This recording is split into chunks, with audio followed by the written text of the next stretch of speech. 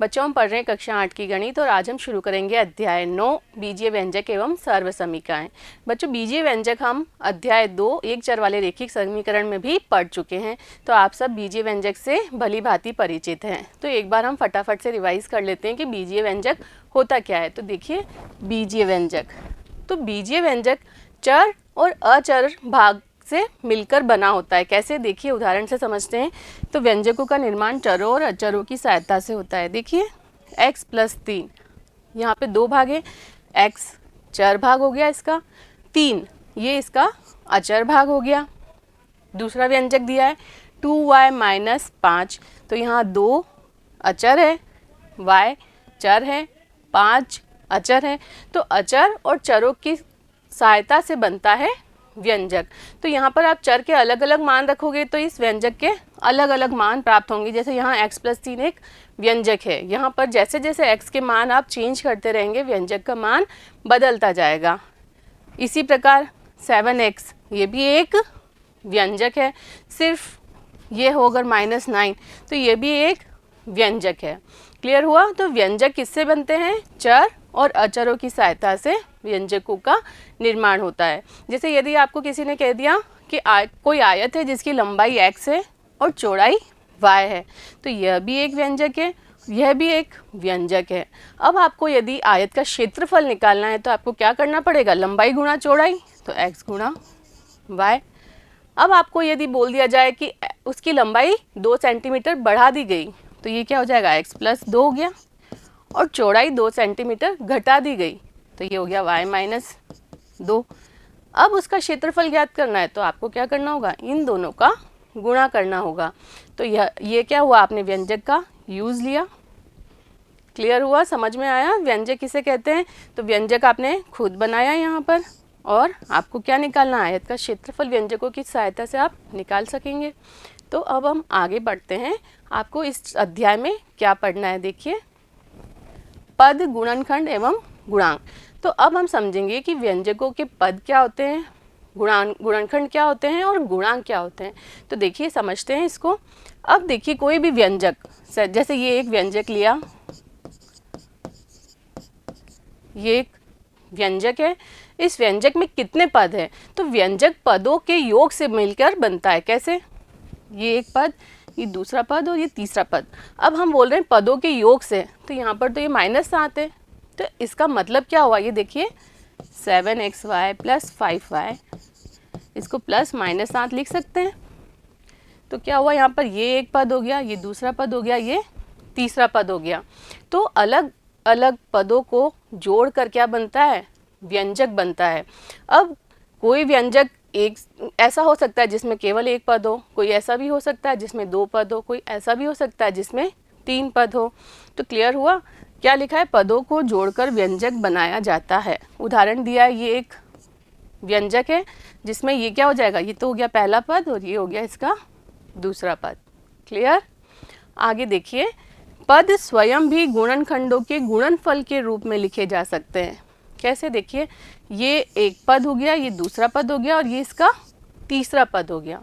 अब बोला गया है कि जो पद हैं वह गुणनखंडों के गुणनफल के रूप में लिखे जा सकते हैं। कैसे? देखिए ये पहला पद है 7xy, तो इसको ये लिख सकते हैं 7 गुणा x गुणा y, तो यही मिल जाएगा। इनको गुणा करोगे तो 7xy, तो ये क्या हो गया? ये गुणनखंड हो गए इस पद के।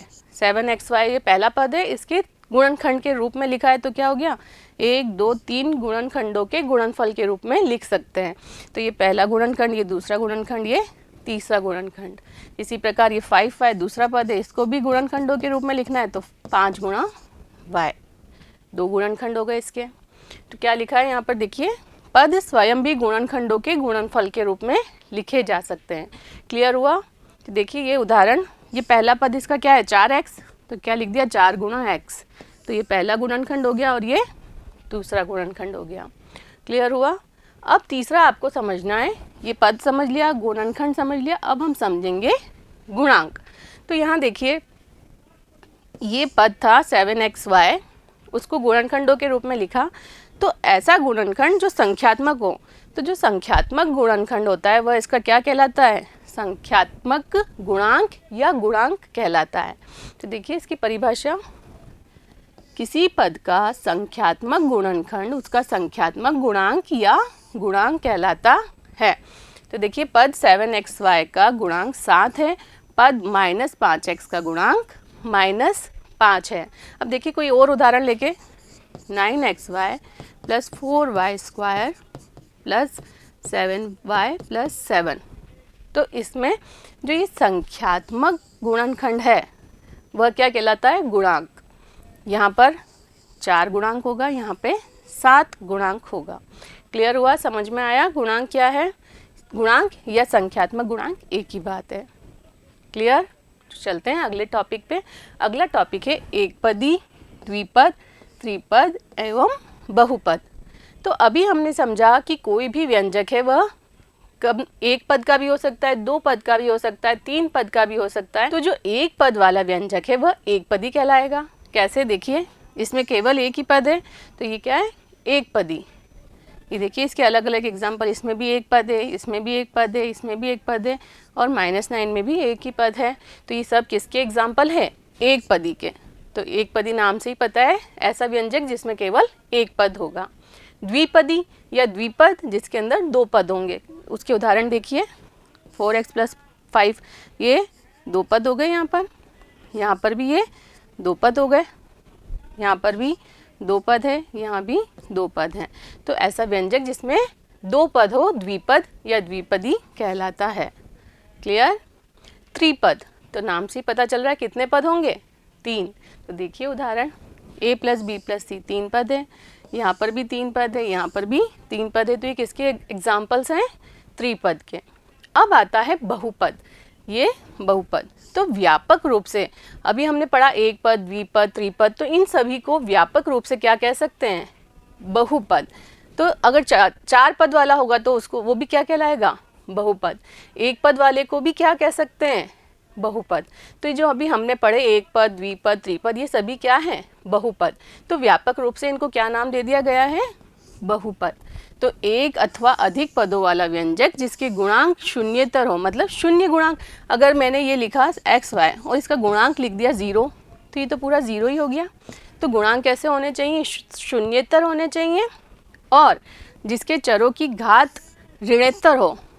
ये आपको ध्यान रखना है कि बहुपद में क्या होती है, जो चर हैं उनकी घात कभी भी ये x - y 5x - y, तो ये ऋणात्मक घात हो गई, तो इसका मतलब ये बहुपद नहीं है। और ऋणोत्तर पूर्णांक होने चाहिए।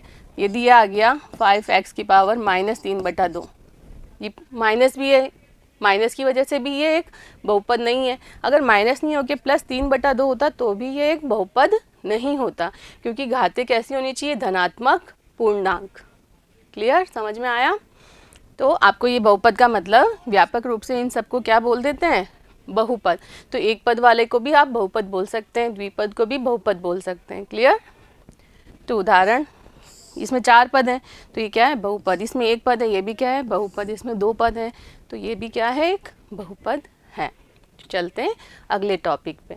देखिए क्या लिखा है? समान एवं असमान पद।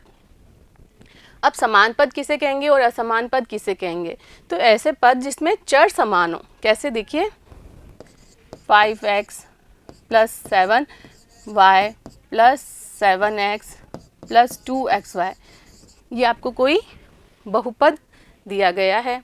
तो इसमें समान पद कौन से होंगे? जिसके चर समान हो। यहाँ चर क्या है? x, और इसमें भी चर क्या है? x। तो ये दोनों पद क्या हो गए? समान पद हो गए। समझ में आया समान पद क्या होते हैं? तो देखिए दिए गए व्यंजकों में जिन पदों के चर भाग समान होते हैं वे पद समान पद कहलाते हैं।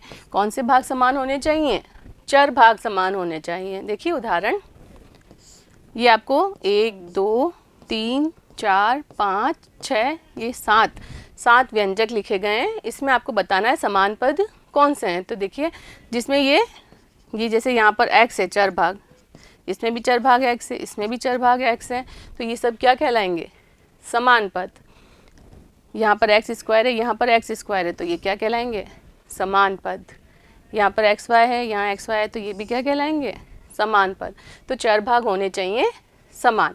क्लियर? अब समान पद और असमान पद क्यों पढ़ रहे हैं, ये कहाँ पर काम आएगा? तो यदि आपको 2 व्यंजकों को जोड़ना है या घटाना है एक में से दूसरा व्यंजक, तो आपको समान पद का ज्ञान, समान व असमान पदों का ज्ञान होना चाहिए।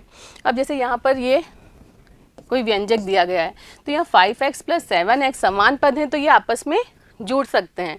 तो आप इसको क्या लिख सकते हैं, 7y + 7 और 5 कितने हो जाएंगे, 12x + 2y। तो यहाँ पर आपने क्या किया, समान पदों को जोड़ दिया।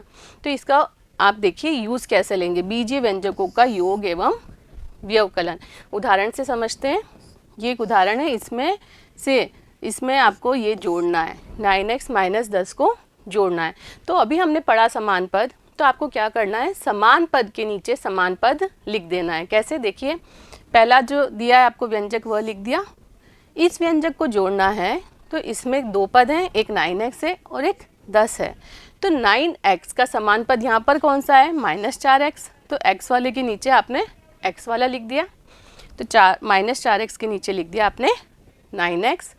अचर भाग यहाँ पर 5 है, इसके नीचे इसका अचर भाग -10 लिख दिया। अब आप जोड़ेंगे, कैसे जोड़ेंगे, देखिए ये -10 है और ये +5 है, तो -10 + 5 कितने होते हैं, -5। तो ये आ गया -5। अब ये 9x प्लस का है, माइनस का 4x, तो कितना आ जाएगा, प्लस का 5x। तो यहाँ लिख दिया +5x। 7x² के नीचे कुछ नहीं है, तो ये ऐसा का ऐसा लिख दिया +7x²। तो समझ में आया, समान पद के नीचे आपको समान पद लिखना है और जोड़ देना है। यदि आपको घटाना है तो क्या करना होगा, तो पहले तो आपको वही करना है, समान पद के नीचे समान पद लिखना है। अब यहाँ पर एक चीज़ एक्स्ट्रा करनी होगी, वो क्या होगी, चिन्ह बदलने हैं। यहाँ +9x था, उसका चिन्ह बदल जाएगा, प्लस की जगह हो जाएगा माइनस। माइनस का 10 था, वो उसका चिन्ह बदल के हो गया प्लस का 10। क्लियर हुआ। अब आप करेंगे तो प्लस का 10 प्लस का 5 प्लस का 15 हो गया। ये माइनस का 4x, अब ये भी माइनस का 9x हो गया, तो ये हो जाएगा माइनस का 13x। तो ये आ गया -13x। 7x² के नीचे कुछ नहीं है, तो ये ऐसा का ऐसा लिख दिया। तो अब आपको ये ध्यान रखना है, घटाने में नीचे वाले के चिन्ह बदल जाएंगे। क्लियर। तो समान पद असमान पद का यूज़ कैसे होता है वो समझ में आ गया।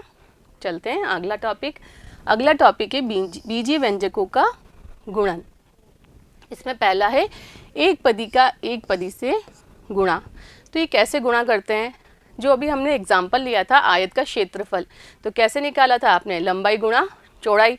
तो वहाँ हमको क्या करना था, व्यंजकों का गुणा। तो अब हम समझते हैं कि व्यंजकों का गुणा कैसे होता है। देखिए उदाहरण से समझते हैं।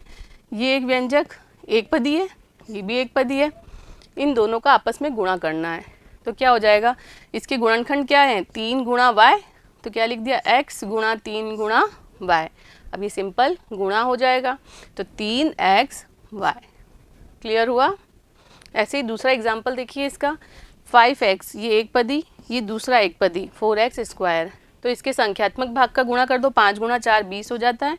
अब x कितनी बार आएगा, देखो ये x² और यहाँ x 1 है, तो टोटल x 3 हो गए, तो x की पावर कितनी आ जाएगी, 3 या x³ 20x³। देखिए यहाँ पर x × x² हो गया, यहाँ का एक x और यहाँ के x², तो कितना हो गया, x³। अगले उदाहरण से समझो। ये एक पदी है, ये भी एक पदी है, संख्यात्मक भाग का गुणा कर दो, 5 × -3 माइनस का 15 x × y, तो ये हो गया xy। क्लियर, समझ में आया। चलते हैं आगे और उदाहरण लिए हैं। ये भी एक पदी, ये एक पदी, ये भी एक पदी। अब 3 एक पदी का गुणा करना है, तो भी क्या करेंगे, संख्यात्मक भाग का गुणा कर दो, 5 7 35, 35 दूनी 70, ये आ गया x y z। तो x y z इसके साथ में गुणे में आ गया। क्लियर, इजी है ना। तो अगला उदाहरण देखिए। ये भी एक पदी, ये भी एक पदी और ये भी एक पदी। तो संख्यात्मक भाग का गुणा करते हैं, 5 चौक 20, 20 छंग 120, ये आ गया 120। x कितने हैं देखो, 1 2, यहाँ पर 2 हैं, तो 2 और 1 3 और 3, तो x की पावर कितनी आ जाएगी, 6। और y देखो, y की पावर यहाँ 1, ये 2 और ये 3। ये आप आगे समझेंगे कि ये है y की पावर 1 × y की पावर 2 × y की पावर है 3। अभी सिर्फ आप ये समझ सकते हैं कि ये 3 बार, ये 2 बार और ये 1 बार, तो कुल 6 बार आ गया, तो y की पावर 6। नहीं तो क्या करना होता है, इन सब के आधार, ये कहलाते हैं आधार। आधार समान होती है तो घातें जुड़ जाती है, मतलब 1 + 2 + 3 कितना हो जाएगा, 3 4 5 6, तो y की घात हो जाएगी 6। समझ में आया? अभी आपको सिर्फ ये देखना है y कितनी बार गुणा हो रहा है, 1 2 3 और ये 3 6 बार, तो यहाँ आ गया x की पावर 6 y की पावर 6। क्लियर? नेक्स्ट टॉपिक है एक पदी को द्विपद से गुणा करना है। उदाहरण से समझते हैं। ये एक पदी है और इसका गुणा करना है आपको द्विपद से 5y + 2 से। तो इसमें क्या करना है कि इस एक पद का गुणा पहले द्विपदी के पहले पद से होगा, प्लस इसका गुणा एक पद का गुणा द्विपद के दूसरे पद से होगा। तो कैसे करेंगे? 3x गुणा 5y हो गया, प्लस बीच में प्लस का चिन्ह है तो यहाँ आया प्लस, फिर 3x का गुणा दूसरे पद से हो गया। क्लियर हुआ? तो इसको हल करेंगे तो आएगा 5 × 15xy, 3 दूनी 6x। तो ये उत्तर हो गया। समझ में आया? एक पदी को द्विपद से कैसे गुणा करना है। अब अगला टॉपिक है एक पदी को त्रिपद से गुणा करना। ये एक पदी है आपके पास, इसको गुणा करना है इस त्रिपद से। तो वही प्रोसीजर होगा, इस एक पद का गुणा पहले पद से, फिर दूसरे पद से और फिर तीसरे पद से। और बीच में चिन्ह क्या आएंगे जो यहाँ पर दे रखे हैं, प्लस है तो प्लस और माइनस है तो माइनस। तो देखिए क्या हो जाएगा, 3p गुणा 4p² प्लस 3p गुणा 5p, प्लस दिया है तो ये प्लस आ गया, फिर 3p गुणा 7। हल करेंगे इसको, गुणा करना आपने सीख ही लिया है। 4 × 12, p यहाँ 2 है यहाँ 1 है तो p³ हो गया, 5 × 15, p गुणा p² हो गया, 7 × 21 p। समझ में आया कैसे गुणा करना है? चलते हैं अगले टॉपिक पे। बहुपद को बहुपद से गुणा करना है। तो इसमें पहला टॉपिक है द्विपद को द्विपद से कैसे गुणा करना है। तो समझिए उदाहरण से, ये द्विपद है, 2 पद है इसमें, इसका गुणा करना है इस दूसरे द्विपद से, इसमें भी 2 पद है। तो क्या करेंगे इसमें, इसका जो पहला पद है उसका गुणा करेंगे इस पूरे से, प्लस इसका जो दूसरा पद है उसका गुणा करेंगे इस पूरे द्विपद से। और फिर आपको पता है एक पद का द्विपद से गुणा अभी समझा है, पहले पद और ये दूसरे पद से गुणा। तो क्या हो जाएगा, 3a गुणा 2a, 3a गुणा 3b। फिर इसमें भी यही करेंगे, इसका गुणा इससे और इसका गुणा इससे। तो क्या आ जाएगा, 4b गुणा 2a और 4b गुणा 3b। अब आगे हल करेंगे तो कितना हो जाएगा, 6a², 9ab, 8ab और 12b²। समान पदों को क्या करना होता है, समान पद आपस में जुड़ सकते हैं। ये ए बी है, ये भी ए बी है, तो समान पद हो गए। चर भाग समान है इनके, तो इनको आप जोड़ के लिख सकते हैं। तो क्या हो जाएगा, 6a² प्लस 8 और 9 17ab प्लस 12b²। इसका उत्तर आ गया। क्लियर हुआ? चलते हैं अगले टॉपिक पे। द्विपद को त्रिपद से गुणा करना है। तो देखिए उदाहरण, ये द्विपद 2 पद है, इसका गुणा करना है इससे, ये 3 पद है, 3 पद है इसके अंदर। तो इसमें भी क्या करेंगे, जो पहला पद है उसका गुणा इस पूरे त्रिपद से होगा। बीच में क्या है, प्लस 7, प्लस ये दूसरा पद 7, इसका गुणा भी इस पूरे त्रिपद से कर दिया। फिर क्या करेंगे, इसका गुणा पहले पद से, इसका गुणा दूसरे पद से, इसका गुणा तीसरे पद से। ऐसे इसमें भी इसका पहले पद से, दूसरे पद से और फिर तीसरे पद से।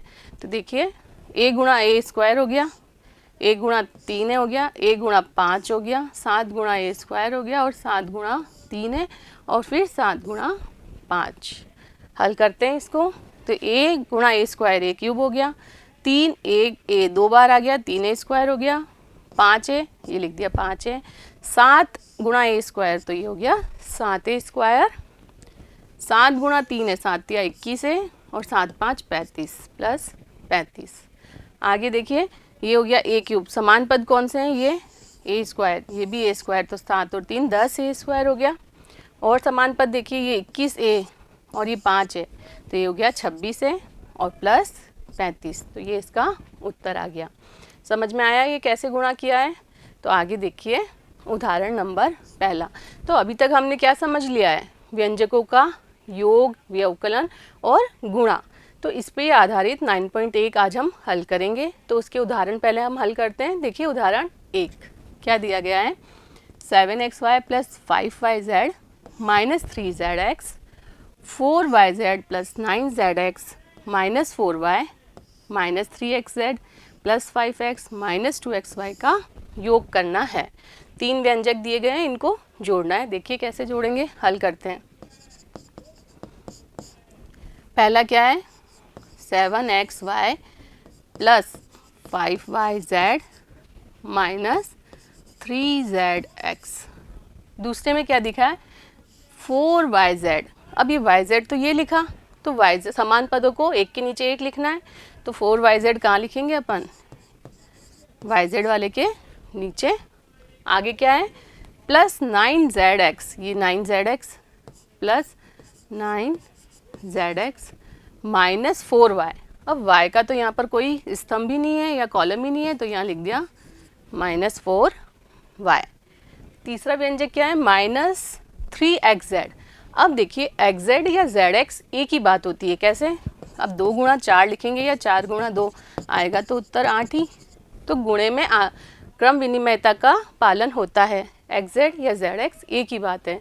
तो ये क्या लिखा है, माइनस 3zx, तो ये आप कहाँ लिखेंगे, zx के नीचे लिख देंगे, तो माइनस 3zx प्लस 5x, यहाँ 5x कहीं कॉलम नहीं है तो अलग लिख दो, प्लस 5x माइनस 2xy, ये रहा xy, तो यहाँ पर लिख देंगे माइनस 2xy।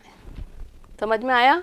तो आपको समान पदों को एक के नीचे एक लिखना है, और फिर आप सिंपल आपको जोड़ना है तो योग ज्ञात कर लेंगे। कैसे, ये 7xy प्लस का है, ये माइनस का 2xy, कितना आ जाएगा, 5xy, तो ये आ गया 5xy। 7 तो प्लस का था, उसके अंदर से 2 चले गए तो बच गए 5xy। आगे देखिए, yz ये भी प्लस का है, तो 5 और 4 9yz, ये हो गया 5 और 4 9yz। यहाँ पर zx में देखिए, ये तो है प्लस का 9zx, ये माइनस का 3 और ये भी माइनस का 3, तो ये दोनों तो जुड़ जाएंगे तो माइनस का 6zx हो जाएगा, और ये है प्लस का 9zx, तो कितना आ जाएगा, 9 में से 6 को आपको माइनस करना होगा, और चिन्ह आएगा बड़े का, बड़ा 9 है तो आएगा प्लस, कितना बच गया, 3zx। अब क्या बचा है, माइनस का 4y, ऐसे ही आ जाएगा, प्लस का 5x, ऐसे आ जाएगा। तो ये आप, और देखिए इसके बाद कोई समान पद तो नहीं आ रहे, सब अलग अलग हैं, तो ये आपका उत्तर। क्लियर हुआ कैसे करना है। चलते हैं अगले उदाहरण पर। सेकंड क्या दिया है, ये एक व्यंजक दिया है, मैं से इस वाले व्यंजक को घटाइए। तो घटाने में भी क्या करेंगे, समान पद के नीचे समान पद लिखेंगे। तो देखिए हल क्या दिया है, 7x² minus 4xy plus 8y² plus 5x minus 3y।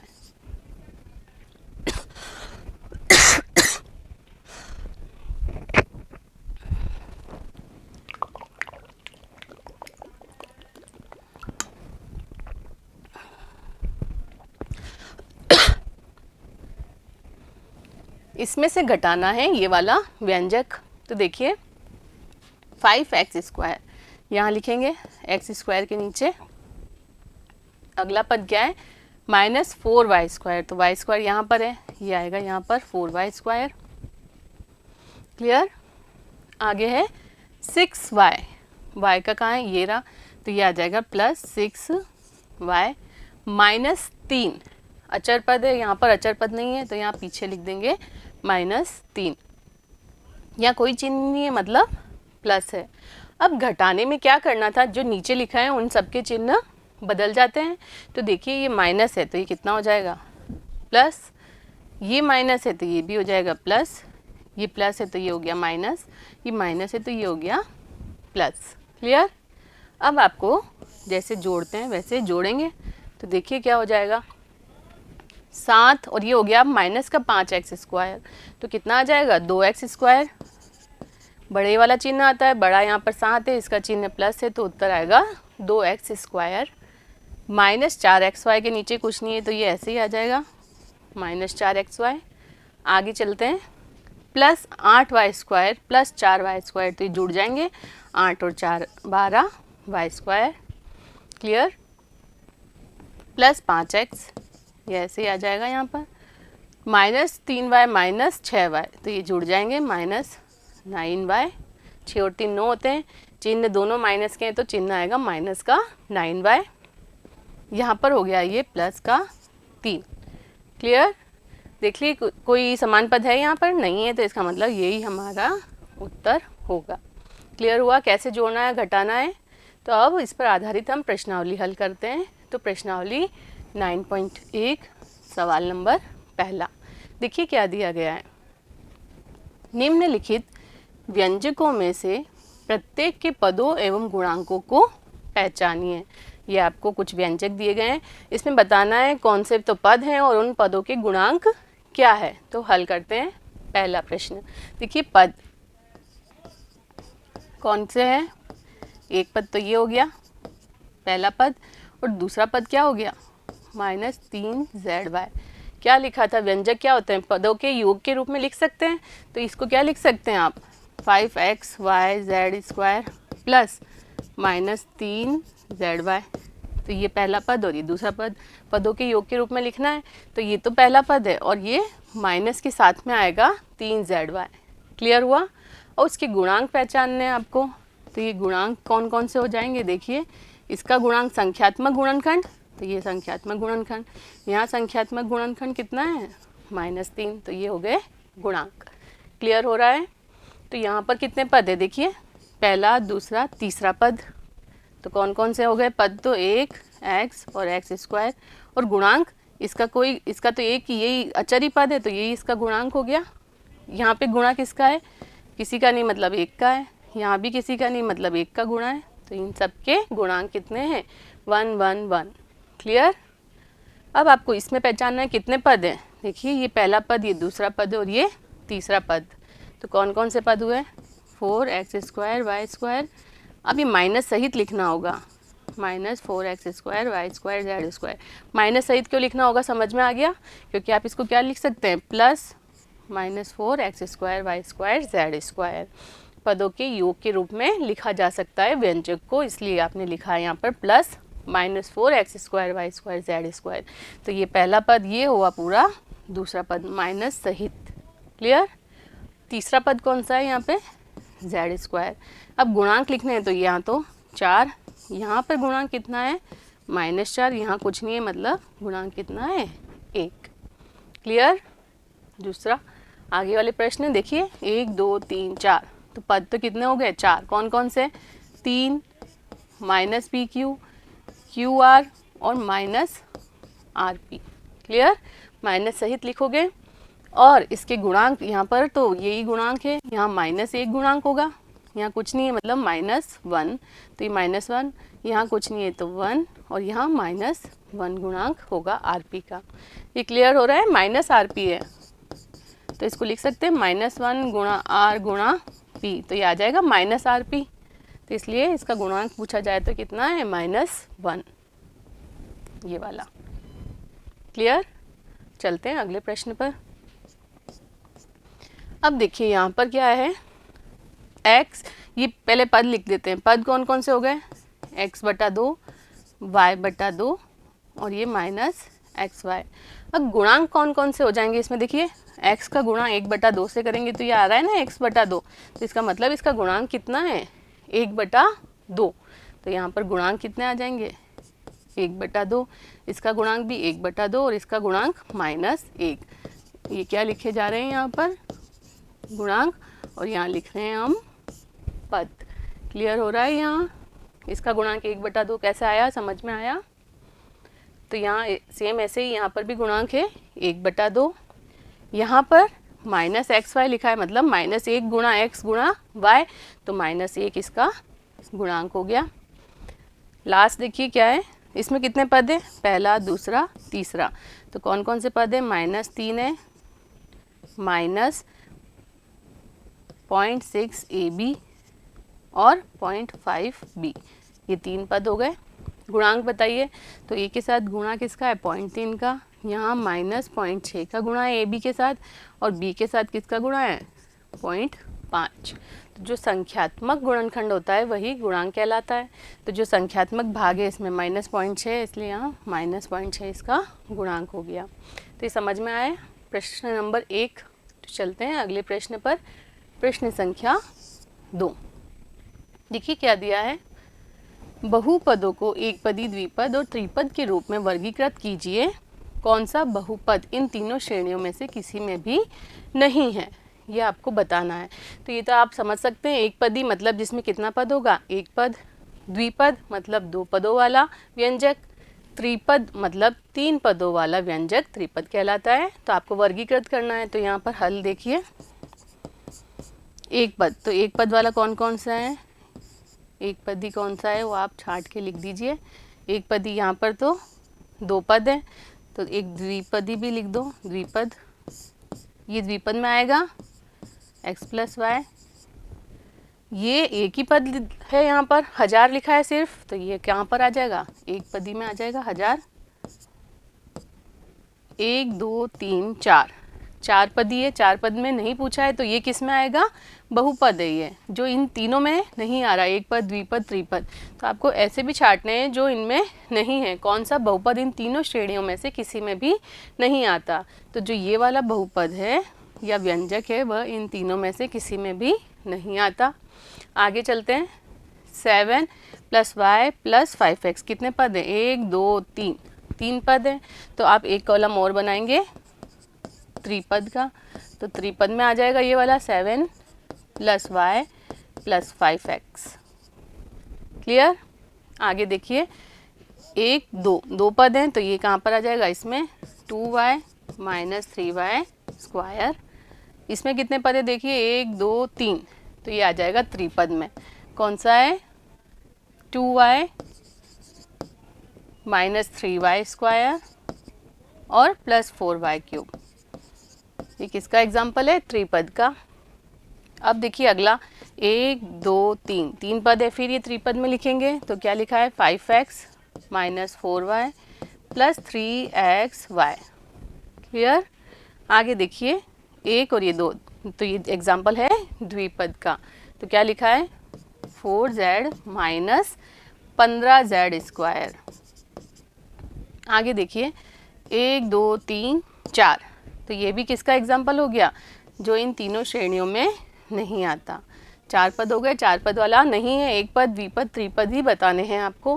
तो इसके अलावा जो हैं वह इन श्रेणियों में नहीं आते।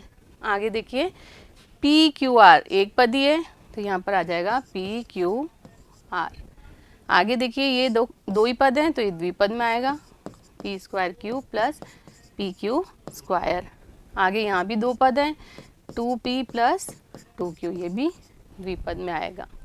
क्लियर हुआ कैसे आपको वर्गीकृत करना है, एक पद, द्विपद और त्रिपद में। और जो बचे हुए ये दो हैं वह इन तीनों श्रेणियों में नहीं आते। क्लियर हुआ। चलते हैं अगले प्रश्न पर। प्रश्न संख्या 3 क्या दिया है देखिए, निम्नलिखित का योग ज्ञात कीजिए। 1 2 3 4 आपको प्रश्न दिए गए हैं, आपको व्यंजकों को जोड़ना है। तो देखते हैं पहला हल, AB - BC, समान पद को समान पद के नीचे लिखेंगे। BC, तो BC कहाँ लिखेंगे, यहाँ पर प्लस का चिन्ह, कुछ नहीं लिखा है मतलब प्लस है। -CA नहीं आया अभी तक, तो ये लिख दिया यहाँ -CA। आगे देखिए CA, तो यहाँ लिख दिया वापस CA, प्लस का -AB तो यहाँ लिखा ही है -AB, जिसके आगे कोई चिन्ह नहीं है मतलब वो प्लस का है। अब आपको इनको जोड़ना है। तो देखिए, ये प्लस का AB और ये माइनस का AB आपस में कट जाएंगे। प्लस AB जैसे आप करते हैं 8 - 8, तो ये क्या हो जाता है 0। तो वैसे ही यहाँ पर क्या है, AB - AB, ये भी आपस में कट के क्या आ जाएगा 0। तो यहाँ पर ये कट गया, इससे ये -BC, ये +BC, ये -CA, ये +CA, ये आपस में कैंसिल हो गए और उत्तर क्या मिल गया हमको, 0। समझ में आया क्या किया, ये समान पद, ये समान पद, ये समान पद एक दूसरे के नीचे लिखे। अब आपको इनको जोड़ना है। तो ये प्लस का AB है, ये माइनस का AB है, आपस में कैंसिल हो जाएगा और -BC +BC आपस में कैंसिल, -CA +CA आपस में कैंसिल, और कुल उत्तर आपको मिलेगा 0। समझ में आया। चलते हैं अगले प्रश्न पर। हल क्या है, A - B + AB, दूसरे में B, तो B का लिखेंगे यहाँ, प्लस का B है, माइनस सी, सी का कोई कॉलम नहीं है तो ये लिख दिया पीछे माइनस का C, plus B C, B C का भी कोई कॉलम नहीं है तो लिख दिया प्लस बी सी। आगे देखते हैं सी, सी कहाँ लिखा है, ये लिखा है तो सी के नीचे सी लिख दिया, माइनस ए तो ये ए के नीचे लिख दिया माइनस ए, प्लस ए सी, अब ए सी का कोई कॉलम नहीं बना अभी तक तो प्लस ए सी सबसे लास्ट में आ गया। क्लियर। अब आपको क्या करना है, इन तीनों को, तीनों व्यंजकों को जोड़ना है। तो ये ए प्लस का, ये माइनस का ए, ये माइनस का बी, ये प्लस का बी कट गया, ये माइनस का सी और ये प्लस का सी कट गया, तो क्या बच गया देखिए, प्लस ए बी, ये लिख दिया plus A B, plus B C plus A C. तो ये ही आपका उत्तर है, A B plus B C plus A C. समझ में आया कैसे करना है? तो आगे चलते हैं।